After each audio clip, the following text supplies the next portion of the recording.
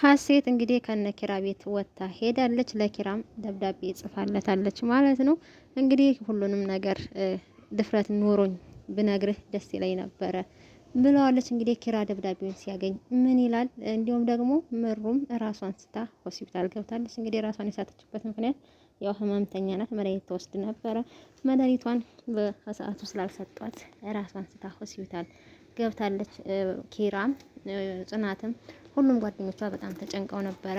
ምክንያቱም ከናሆም ጋር ትንሽ ተጋይተው ስለነበረ በሱ ምክንያት የጠፋች ነበር የመሰላቸው። ነገር ግን እሷ ታግታ እንደነበረ አላወቁም። እንግዲህ በዚሁ አጋጣሚ የነ ጽናት ጓደኛ እሷ እዛ በሩ ጋር ሆና ድምጽ ባትሰማ ኖሮ ምሩ ችግር ውስጥ ነበረች ማለት ነው። ሰላም ሰላም ብያለሁ። ውድ ነው የተከበራችሁ ውድ የቻናሌ ቤተሰቦች በሀገርም በውጭም ያላችሁ ኢትዮጵያውያን ኤርትራውያን እንዴት ናችሁ? ደህና ናችሁ ወይ? እግዚአብሔር ይመስገን በጣም ደህና ነኝ። ሁላችሁም በያላችሁበት ያለም ጥጉሉ ሰላማችሁ ብዙ ትርፍርፍ ይበልልኝ። ሙስሊም እህት ወንድሞቼም ሰላም ብያለሁ። ሰላማችሁ ይብዛ። ዛሬም እንደተለመደው በአዲስ ቪዲዮ በአዲስ ነገር መጥቻለሁ። ጽናት ተከታታይ ድራማ ተለቋል ማለት ነው። እንግዲህ ጽናት ብዙ አዳዲስ ነገሮችን አምጥቷል ማለት ነው። እንግዲህ ያው ባለፈው ክፍል ላይ ምሩ ሀሴት ከቀድሞ ወይ ደግሞ ሀሴትን ከሚያፈቅራት ሰው ጋር ያለውን ሚስጥራቸውን ሲያወሩ ሁሉንም ነገር ሰምታ ነበረ። ምክንያቱም ሁለቱም የካምፓስ ተማሪዎች ናቸው። ነገር ግን በአሁኑ ሰዓት እነሱ እንደሚማሩ ነው የሚያውቁት።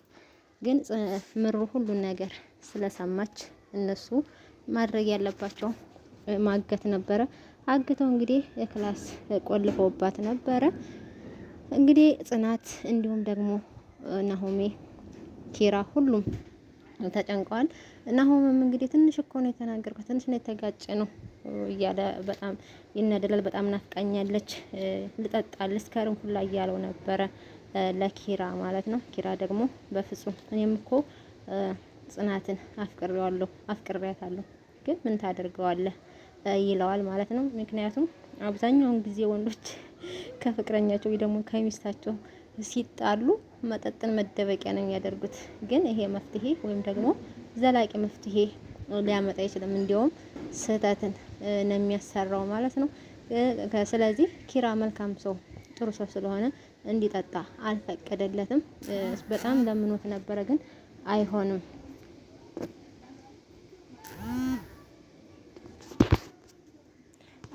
አትጠጣም ብሎ ከለክሎታል ማለት ነው። ከዛ እንግዲህ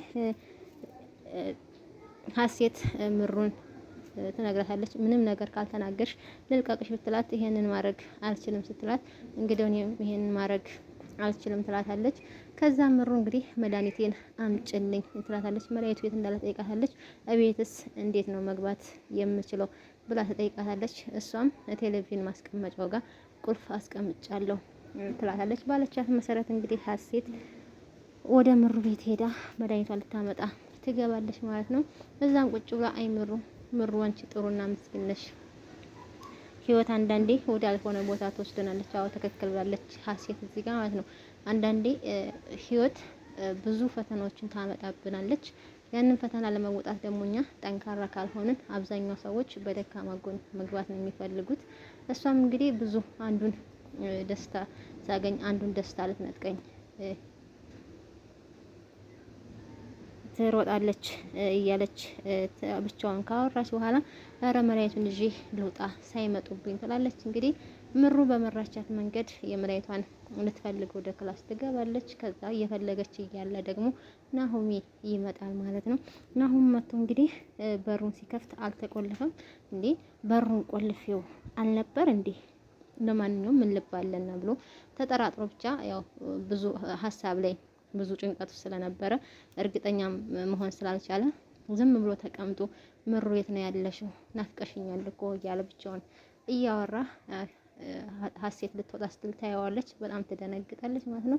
ከዛ እንዴት ነው የምወጣው? ፈጣሪ እርዳኝ እባክህ ዛሬም ብቻ አውጣኝ እያለች እየለመነች እንግዲህ ኪራ ወደ ናሆም ይደውላል። ከዛም በኋላ እንግዲህ እና ካፌ ይለዋል። አንተ በኋላ ልትጋብዘኝ ነው እንጂ ነው እንዲህ አልመጣም እባክህ ደብሮኝ እኮ ቤት ገብቻለሁ ምናምን ይለዋል። በግድ እንዲመጣ ያደርገዋል። ከዛ እንግዲህ ናሆሜ እሺ በቃ መጣሁ ተነስቶ ወደ ኪራ ይሄዳል። በዛን ሰዓት ሀሴት ዛሬ ፈጣሪ ያመሰግናለሁ፣ ዛሬ ኪራዬ ውለታህ አለብኝ፣ ከጉድ ነው ያወጣኸኝ፣ በጣም አመሰግናለሁ እያለች እንግዲህ አሁንም ሳይመጡብኝ ብላ ተነስታ ትወጣለች ማለት ነው። ከዛ ተነስታ ወደ እነ ጽናት ወይም ወደ እነ ኪራ ቤት ትሄዳለች። ምክንያቱም ምሮ ያለችው ኪራ ክላስ ቆልፎባት ስለነበረ በእርግጥ ልጁን አስጠንቅቃውን ሄደችው መድኃኒትና ምግብ እንዲሰጣት ማለት ነው። እንግዲህ ምሩም ልጁ ሴት ልጅ ሁሉ ነገሯ ክብሯ ነው እያለች ታስረዳዋለች። እሱ ግን ሊረዳ አልቻለም። ሀሴት ያደረገችውን በአባቱ ያስደበደበችውን ትምህርቷን፣ እናቱን ሁሉ ነገር አሰጥታኛለች። ታዲያ ይችን ተዋት ነው የምትይኝ ይላታል ማለት ነው። እሷም በጣም ታዝናለች። ከዛ እንግዲህ ምንም ማድረግ አልችልም ብሎ ዘግቶባት ይወጣል። ከዛ እንግዲህ የጽናት ጓደኛ ትመጣለች ማለት ነው። በዛን ሰዓት ምን አዲስ ነገር አለ ብላ ስትጠይቃት ምንም አዲስ ነገር የለም፣ ሌሊቱን ትጠራኝ እየመሰለ ልቤ ሲጨነቅ ነው ያደረው ትላለች። የሀሴት ክላስ በመቆለፉ በእርግጥ ትንሽ ከብዷት ነበረ ጽናት፣ ግን ያው ገፍታ አልከፈተችም። ከዛ እንደዛ ተቀምጠው ምግብ ምሳ በልተሻል ስላት አረ እንደውም የሆዴ ከመራቡ የተነሳ እያለች ሆኖ ትላታለች። እንግዲህ ላቅርብልሻ ብላ ተነስታ ለሷ ምግብ ልታቀርብ ትሄዳለች ማለት ነው። ከዛ በዛ ሰዓት እንግዲህ ስልክ እያወራች እነ ኪራ ክላስ በር አካባቢ ትገባለች ማለት ነው። ስሟ ጠፋኝ፣ ይቅርታ ተመልካቾቼ።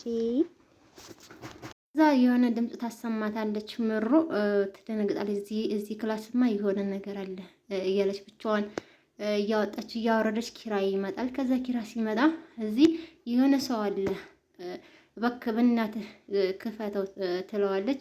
እሱም ደግሞ ይሄ እኮ የሀሴት ክላስ ነው፣ ሀሴት ናት የምትሆነው፣ ምናልባት ልጁን ማየት ስላልፈለገች ተናዳ ሊሆን ይችላል ብሎ ቢላትም በፍጹም እዚህ ቤት የሁለት የምልክት ሰጥቶኛል፣ ሰው አለ፣ በእናትህ ክፈትልኝ፣ ክፈተው ትለዋለች። ከዛ እንግዲህ ጽናት በዛው ትመጣለች። ጽናትን ምንድን ነው ምናምን ስትል ይነግሯታል። ከዛ በዛን ሰዓት ኪራ በቃ ጽናት ሀሴት ተናዳ ከሆነ ለማንም እንደሌለ ታያለሽ፣ እኔ ጋር ሌላ ቁልፍ አለ ከፍተን እናየዋለን፣ ማንም እንደሌለ ስንገባ ታያለሽ ይላል። እንግዲህ ኪራ ቁልፉን ከኪሱ አውጥቶ ምሩ ያለችበትን ክላስ ይከፍተዋል። ክላሱን ሲከፍት እንግዲህ ያው ምሩ ብዙ ቀን ስለሆናት ራሷን ስታ ወድቃለች። ምክንያቱም አንደኛ መድኃኒቱን አልወሰደችላትም፣ ምግብ እየበላች አይደለም። በዛን ሰዓት እንግዲህ ያው ወድቃለች። ሲገቡ ራሷን ስታ ወድቃለች ማለት ነው። ሲያዋት በጣም ነው የደነገጡት። በዛ እንግዲህ ቶሎ ብለው ገመዱን ከእግሯ ላይ ፈተው ወደ ሐኪም ቤት ይዘዋት ይሄዳሉ ማለት ነው። እንግዲህ በዛን ሰዓት ሀሴትም መድኃኒቱን ይዛ ስትመጣ ያው ምሩ እንደሌለች ታውቃለች። እንደዚህ በመፈጠሩ በጣም እያዘነች ያለውን ነገር ለኪራ ትጽፍለታለች ማለት ነው። ምክንያቱም እነሱ የሚያውቁት ጥሩ እንደሆኑ ነው። ከዛ ለሱም ለጓደኛዋ በፍጹም የልትሄጂ ነው፣ ደብዳቤውን ጽፋ ከጨረሰ በኋላ ሻንጣዋን ይዛ ስትወጣ በር ላይ ያገኛታል። የት ልትሄጂ ነው ሲላት የትም እዚሁ ነው ትለዋለች ማለት ነው። በዛን ሰዓት እንግዲህ ምናልባት ድፍረቱ ኖሮክ ማየት ከቻልክ ምሩ ራሷን ስታ ሆስፒታል ገብታለች ትለዋለች ማለት ነው። በዛን ሰዓት እንግዲህ ይደነግጣል፣ መናገርም ይከብደዋል።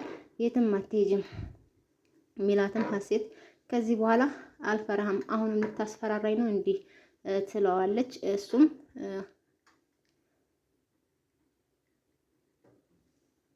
ያው ሀሴት ስላለቀሰች አልቅሰሽ ነው እንዴ ይላታል። አይ አላለቀስኩም፣ ለምንድን ነው የማለቅሰው ብላ እሷም በኮንፊደንስ ትመልስለታለች ማለት ነው። ከዚህ በኋላ አስፈራራሻለሁ ብትለኝ ሻምበል ሊሙት በሱ ሽጉጥ ነው ግንባርክን ብዬ እጄን ለመንግስት የምሰጠው ትለዋለች። ውይ ፈራሁሽ ምናምን ብሎ እሱም መልስ ይሰጣታል ማለት ነው። አሁን አልተውኩም፣ እኔ አደርጋለሁ እንጂ አልናገርም፣ አቀባብዬ ነው የምቀበልህ፣ ከዚህ በኋላ አስፈራራሻለሁ ብለው ወደ እኔ ህይወት ብትመጣ ብላ በጣም ተናዳ ተናግረው ጥላ ትሄዳለች። እሱም እንግዲህ እሷ ስትሄድ በጣም ይደነግጣል፣ ሀሴት ስትሄድ ማለት ነው። በፍጹም እኔ የኪራን ጓደኝነት ላጣው አልፈልግም ቢላትም እሷ ልትረዳው አልፈለገችም።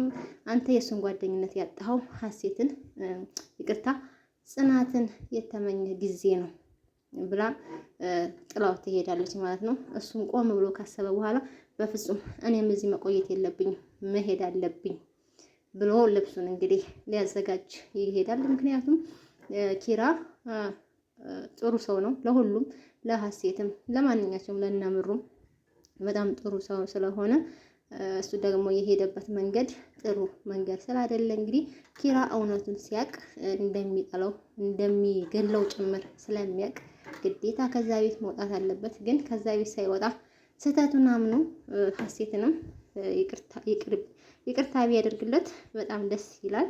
ነገር ግን ሀሴትም ያው በጣም እልህኛ አለች በሱ ላይ ማለት ነው። በጣም ኮንፊደንስ አላት። እንግዲህ እኔም መሄድ አለብኝ ብሎ ያው ልብሱ ሊያዘጋጅ ሄዷል። ምናልባት እሱ ሊወጣ ሲል ሊያገኙት ይችላሉ። ሀሴት ግን ሄዳለች ማለት ነው ከነ ምሩ ወይ ደግሞ ከነ ኪራ ቤት ማለት ነው። እንግዲህ ኪራ ሲመጣ ያንን ደብዳቤው ማግኘቱ አይቀርም ሌላ ሰው ካላገኘው። ደብዳቤውን ሲያነብ እንግዲህ ሀሴትን ሊረዳት ይችላል። ሀሴት እንዳለችው እንግዲህ ህይወት አንዱን ፈተና ስንወጣ አንደኛው ሌላ ፈተና ታመጣብናለች። ብዙውን ጊዜ ደስታችንን ትነቅጠናለች። ግን ደስታችንን ለመነቀጡም ደስታችንን ለማግኘቱም የኛም ኃላፊነት አለበት ማለት ነው። ከዚህ ድራማ እንደምንረዳው ብዙዎቻችን በደካማ ጎን መግባትን እንመርጣለን። በዛን ሰዓት እንግዲህ የዛን ሰው ደካማ ጎን ካወቅን ያንን ሰው እንጎዳዋለን። ብዙውን ጊዜ እንደዛ ነው።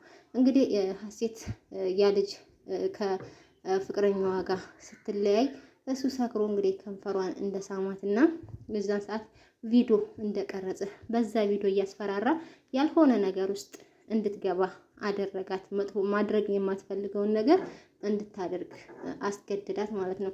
እንግዲህ ያን ያደረገው እሷ ፈቅዳ እንኳን አላደረገችው። ሰክራም ቢሆን ከንፈሯን ሳምኩት ብሎ ለምሩ ሲነግራት ስለነበረ ማለት ነው። እንግዲህ በዛን ሰዓት እንግዲህ ለሀሴትም ምንድን ያለ ከነቃች እኮ ሁሉንም ነገር ትነግራቸዋለች ሲል አንተ ጭራሽ ርህራሄ የለህም እንዲህ ለሰው ልጅ አታዝንም ብላ ትናገረዋለች። እሱ ግን ሀዘኔታ የሚባል የለውም ማለት ነው።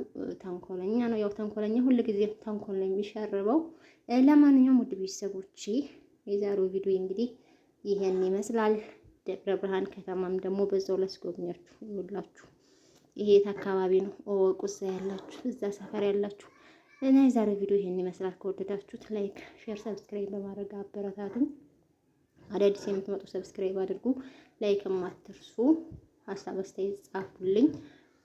ሁላችሁንም ወዳችኋለሁ፣ አከብራችኋለሁ። በተመሳሳይ በአዲስ ቪዲዮ እስከምንገናኝ ሁላችሁም በያላችሁበት ሰላማችሁ ብዝት ትረፍረፍ ይበልኝ እያልኩ በዚሁ እሰናበታችኋለሁ።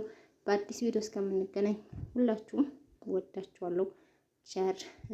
ቸር ሰንብቱ።